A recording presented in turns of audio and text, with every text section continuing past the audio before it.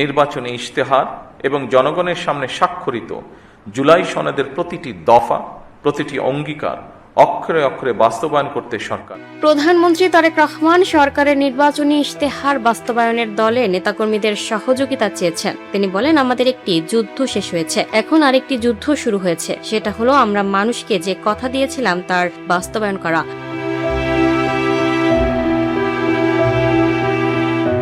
শনিবার ৯ মে সকালে রাজধানীর ফার্মগেটে কৃষিবিদ ইনস্টিটিউশনের মিলনায়তনে সবার আগে বাংলাদেশ স্লোগানকে ধারণ করে বিএনপি, যুবদল, স্বেচ্ছাসেবক দল ও ছাত্রদলের সঙ্গে মতবিনিময় সভায় তিনি এসব কথা বলেন। প্রধানমন্ত্রী বলেন, আমাদের একটি যুদ্ধ শেষ হয়েছে, এখন আরেকটি যুদ্ধ শুরু হয়েছে, সেটা হলো আমরা মানুষকে যে কথা দিয়েছিলাম তার বাস্তবায়ন করা। তিনি আরো বলেন, গত 12 ফেব্রুয়ারি অনুষ্ঠিত নির্বাচনে আপনারা মাঠে ছিলেন। আমি বলেছিলাম নির্বাচন কিন্তু কঠিন হবে। আপনারা প্রত্যেকেই পড়তে পড়তে সেটা অনুভব করেছেন।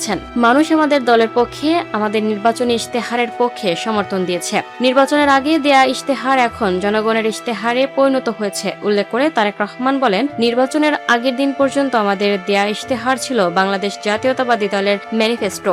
নির্বাচন হয়ে যাওয়ার পরে, বিশেষ করে আমরা সরকার গঠন করার পরে ইশতেহারটি আমাদের সরকারের তথা বাংলাদেশের জনগণের ইশতেহারে পরিণত হয়েছে। তিনি বলেন, কারণ ভোট দেয়া দেশের 52% মানুষ মূলত আমাদের এই ম্যানিফেস্টোর পক্ষে রায় দিয়েছেন। কাজেই এই ম্যানিফেস্টোতে যা যা বলেছিলাম আমাদের সর্বোচ্চ দিয়ে তা বাস্তবায়নের জন্য চেষ্টা করতে হবে। প্রধানমন্ত্রী বলেন, নির্বাচনের আগে আমরা মানুষকে বলেছিলাম যে আমরা সুশাসন দিব। আমরা এমন একটি দেশ তৈরি করতে চাই যেখানে শিক্ষার্থীরা একটি সুন্দর শিক্ষার পরিবেশ পাবে, নারী পুরুষ শিশু সকলে নিরাপদে রাস্তায় চলতে পারবে।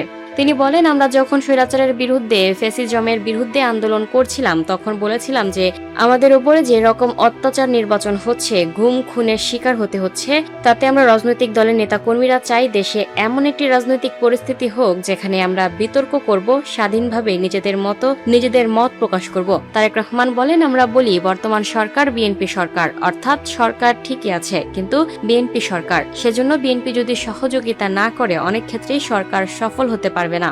দিনব্যাপী রুদ্ধদ্বার এই সভায় বিশেষ অতিথি হিসেবে উপস্থিত আছেন বিএনপির মহাসচিব Mirza Fakhrul Islam Alamgir.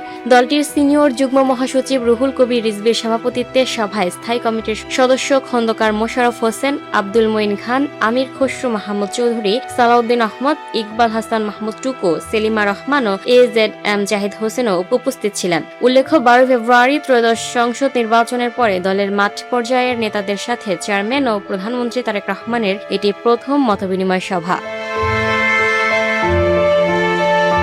Lucky Akter, up to date news, Dhaka.